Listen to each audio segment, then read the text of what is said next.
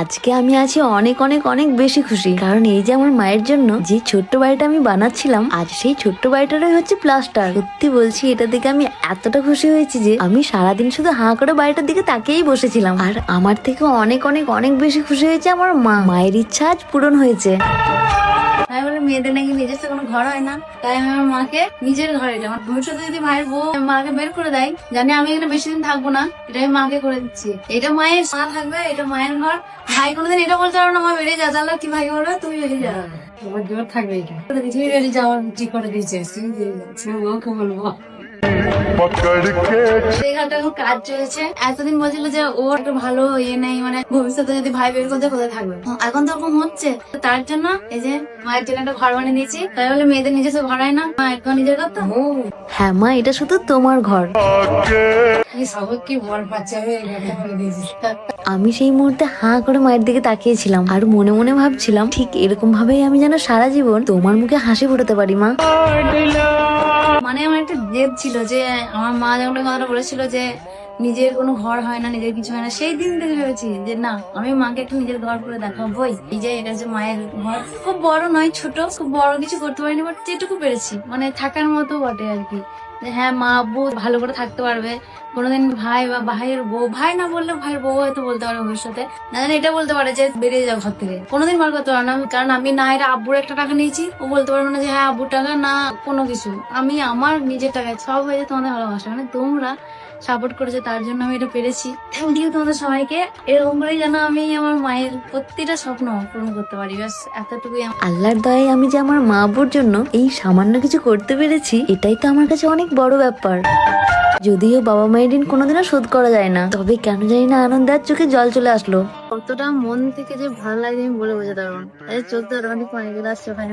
আমি সত্যিই পাগল।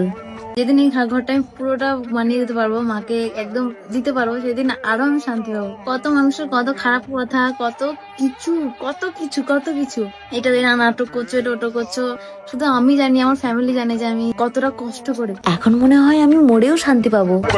প্রত্যেকটা মেয়ের নিজস্ব বাড়ি থাকা অবশ্যই দরকার। আমি আমার মাকে নিজস্ব বাড়ি করে দিয়েছি, এখন আমার কোনো চিন্তা নেই। মানে আমি জানি যে আমার মাকে কেউ বের করতে পারবে না, আমার মায়ের নিজস্ব একটা বাড়ি আছে। এই বাড়িটা হচ্ছে আমার মায়ের। বারবার একটাই কথা বলছি, কারণ আমার ভালো লাগছে, যতবার আমি বলছি এই বাড়িটা আমার মায়ের, আমার ঠিক ততবারই একটা মনে একটা খুশি, একটা মনে খুশি হচ্ছে। আমি চাই প্রত্যেকটা মেয়ের নিজস্ব একটা করে বাড়ি থাকুক, কেননা ভবিষ্যতে কেউ না যেন কিছু বলতে পারে, একটা নিজের জন্য থাকবে, ব্যাস এতটুকু, যে নিজের জন্য থাকবে। আজকে আমি পেরেছি, একটা মেয়েও পারে, চাইলে একটা মেয়েও পারে। মেয়েরা কোনো দিক দিয়ে পিছিয়ে নেই। মা মানে মুখ ফুটে যদি কোনোদিন দেখেছি যে মায়ের আর কি এই জিনিসটা দরকার, আমি আমার যত কষ্ট হোক, হাজার কষ্ট হোক, আমি সব রকম ভাবে চেষ্টা করি যে কি করে আমি মাকে দেবো। তো মা সব সময় প্রতিনিয়ত একটা কথাই বলতো, কি জানি এখন তো আমার ছেলে ভালো আছে, তো ভবিষ্যতে যে আমার ছেলে কি হবে, বিয়ের পর ছেলে যদি পাল্টে যায়, যদি ঘর থেকে বের করে দেয়, কোথায় থাকবো, কি করবো, কি জানি, কোনো ঠিক নেই। মায়ের ওই কথাটা আমি শুনেছি, আমার মাথায় ওইটা ঢুকে গেছে যে হ্যাঁ, এটা তো হতেও পারে, আমার ভাই ভালো, তারপরে কেউ আসবে, হতেই পারে তখন ভাই চেঞ্জ হয়ে যেতে পারে, কোনো ঠিক নেই। এখন তো এরকম হচ্ছে, তো সেই জায়গায় গিয়ে আমার মনে হয়েছে, আমার আগে যারা ব্লগ দেখেছে তারা জানে যে একটা ছোট্ট একটা চালা ছিল, ছোট্ট, এখানে চুলো ছিল, এখানে রান্না করতো, তো সেটা ভেঙে পড়ে গেছিল হঠাৎ করে। তো সেই ভেঙে পড়ে যাওয়াতে মা প্রচুর কষ্ট পেয়েছিল। তো যেদিন ভেঙে পড়ে গেছিল, সেদিন যে মায়ের চোখে যে কষ্ট আমি দেখেছিলাম, সেই কষ্ট আমার মনেতে এক ঢুকেছিল। তারপর আমার ওই কথাটা মাথায় ছিল যে হ্যাঁ, মা আমাকে একদিন এই কথাটা বলেছিল। সেই দিনের কথা মনে রেখে আর ভাইয়ের এটা ভেবে যে হ্যাঁ, ভবিষ্যতে যদি কি দরকার, তার থেকে ভালো আমি নিজের টাকা একটা না নেবো, ভাইয়ের কাছে না নেবো, আব্বুর কাছে না নেবো, কারোর কাছে, ঠিক আছে, না মানে এটা বলতে পারে যে হ্যাঁ আমি কিছু দিয়েছিলাম, ও কিছু দিয়েছিল, এরকম কিছু না, জাস্ট পুরোটাই আমার টাকায় করবো। আর সেটা আমি আমার মাকে লিখিয়ে দেবো, এটা আমার মায়ের রুম, মা যেভাবে ইচ্ছা মা এটা সাজাবে, মা যেমন বলবে আমি এটা ঠিক সেরকম ভাবে সাজিয়ে দেবো। তো একটা জিনিস কি বলতো, এখন একটা জিনিস ঘটেছে, যেটা আমি দেখো অটোমেটিক, যেখানে দেখে আমার মা অপমান হয়েছে, মাকে অপমান করেছে না, সেখানে আমি কেঁদে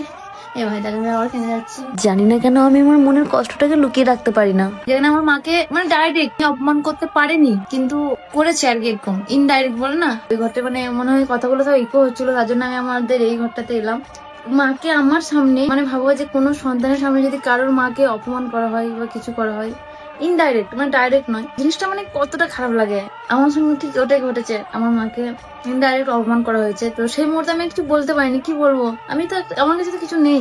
ভাই জানে সেই দিন আমি কি ভাইকে বলেছি, মানে আমি কেঁদেছি, বাড়িতে এসে কেঁদেছি আর ভাইকে বলেছি, দেখবি যেটা নিয়ে মাকে অপমান করছে সেটা আমি একদিন করে দেখাবোই। আমি এটুকু বলছি যে খুব শীঘ্রই আমি সেটা করে দেখাবো, আর রিজেনটা তোমাদেরকে আমি সেটা সেই দিন বলবো যেদিন আমি করে দেখাবো। কেননা বুঝতে বলে লাভ নেই, কাজে করে দেখাতে হবে। যাই হোক, মায়ের ঘর কমপ্লিট হচ্ছে, আমি ইয়া হ্যাপি, মানে অনেক হ্যাপি। মাকে সবসময় ভালো লাগবে আমার।